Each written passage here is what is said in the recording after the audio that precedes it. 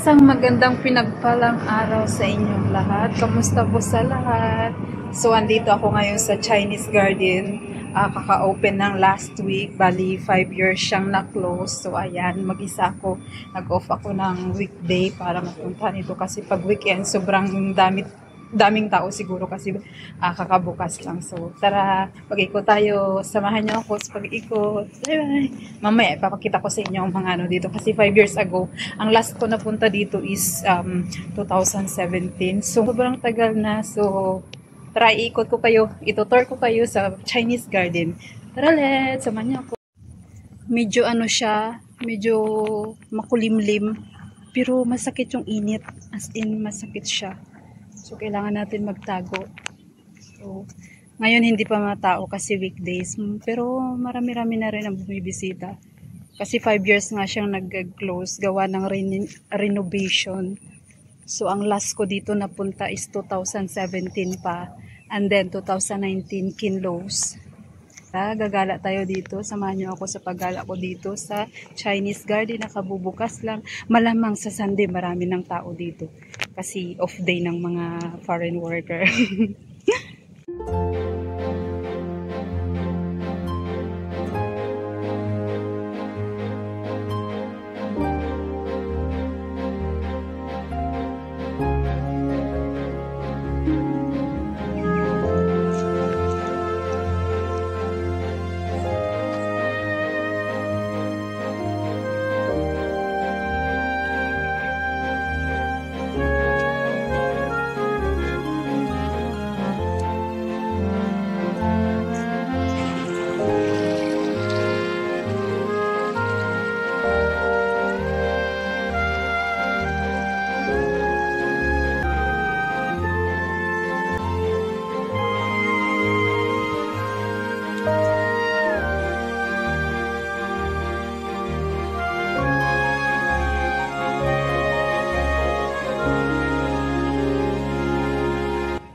So, ayun, kung makikita nyo, hindi ko alam kung ano yan siya. Ang nasa likuran ko. So, ito yung parang mga lili. Ano. So, ayun guys, may nakita akong lotus o bulaklak ng lotus. Ayan Ayan yung bulaklak ng lotus. Hindi nga lang siya malapitan kasi nga maraming bawal nga siya apakan tong mga halaman na nakaano. Kaya ayan ang ganda ng bulaklak.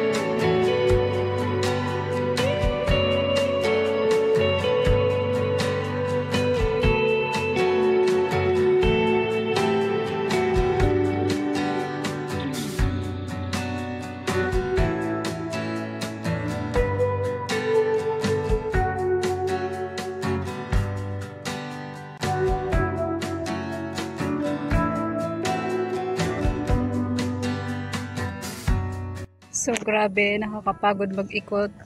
Mapdi na yung balat ko sa init. Super malaki yung Chinese garden. Parang hindi pang ako nangalahati. Napapagod na ako. Nakakapagod siya. Tapos may mga worker pa rin nag-ano. So talagang bago siya. Look this one. May nakita akong puno. Nakatatak 1799. Sabi naman 1799. Guys.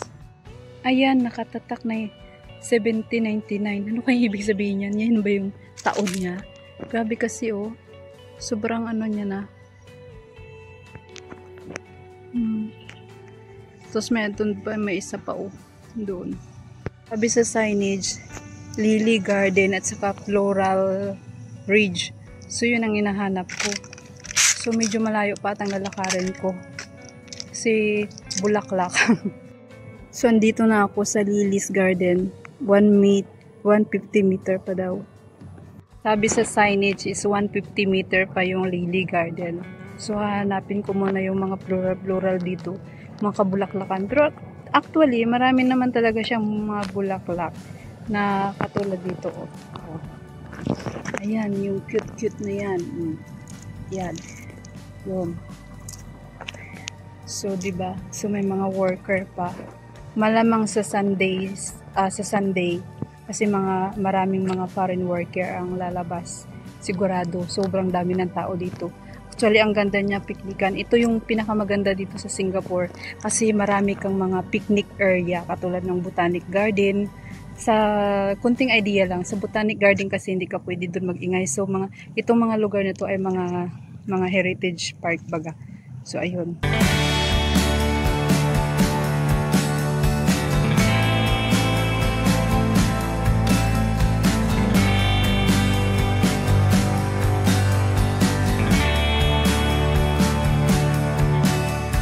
So marami ako nakikitang nagsa-cycling. So allowed pala dito yung cycling. Hindi lang siguro allowed yung mag-skateboard ka. Wala namang ano, pero marami ako. Since hindi ako marunong mag-cycling or mag-bike, hindi talaga ako marunong mag-bike. Skate lang talaga yung alam ko. Pero hindi bawal dito yung skateboard eh. Kaya lakad na lang tayo. So ayun, lakad portion. Kasi sobrang lawak ng Chinese garden. Ayan, kung mapadpad ka sa Singapore, wag lang yung malayo yung pupuntahan mo. Punta ka din dito. Chinese garden, yung Botanic Garden. Kasi ito yung mga sobrang peaceful. Na hindi ko alam kung wala tang ganito sa Pilipinas dito. Ano daw? So, ayan, mag-isa lang ako. Hindi pa naman ako nagugutom. Wala akong merienda na dala. So, tara, ikot-ikot. After this, mamaya, ay, naku. Tara, let's ikot tayo ng ikot. Yung Floral Ridge, 100 meter pa. So, andito ako sa Lily's Garden. Nakita ko si Kuya nasa gitna naglulublob. O, tara, ikot ko kayo. Ito.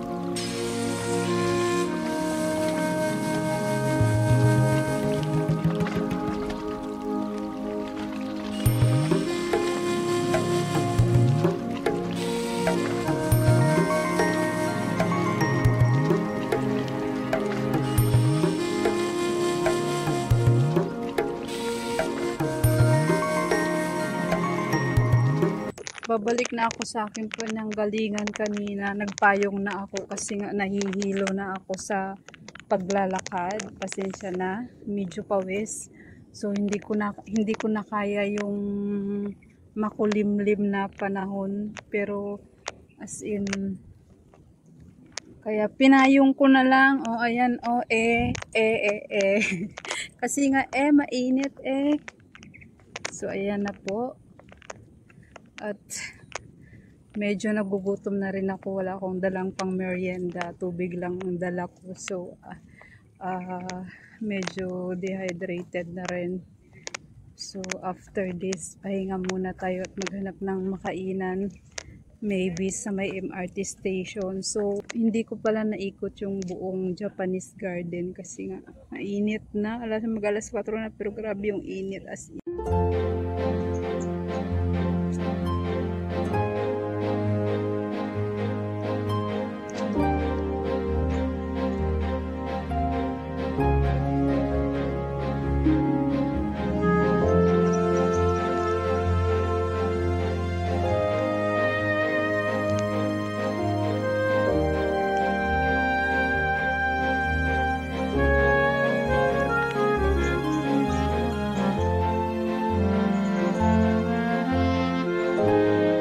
Medyo nakakapagod lang. Hindi ko natapos yung pag-iikot kasi sobrang nang nakakapagod. Kaya maghanap muna ako ng makainan dahil alas 4 na, medyo gutom na ako. Kasi ang lunch ko is around 11:45 pa ako kumain. So medyo nakakagutom na. As in, nahihilo na ako sa pag-iikot dito. So, ayun lamang po. Salamat sa panonood ng aking vlog. Hope you enjoy my vlog. Thank you so much. And please don't forget to subscribe to my YouTube channel, JC Goris. Thank you so much all. Thank you for watching, guys.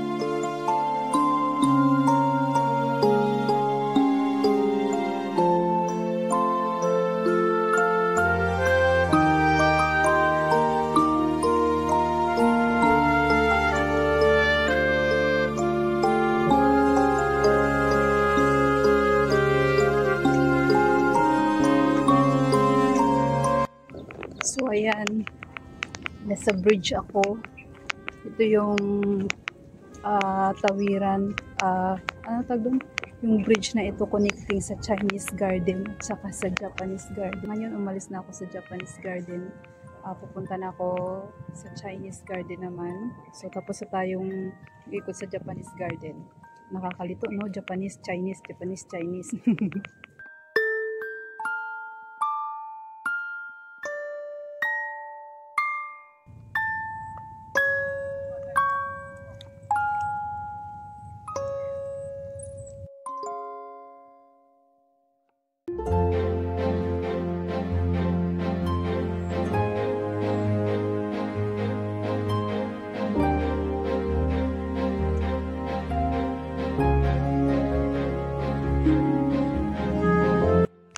So guys, kung makikita nyo yung nasa likuran ko, ayan yung Pagoda Tower na tinatawag dito sa Chinese Garden, dito mismo sa entrance. So grabe no, 5 years in the making bago natapos tong Chinese Garden tsaka yung Japanese Garden. Alas ang kapaligiran, super nice ng surroundings baga.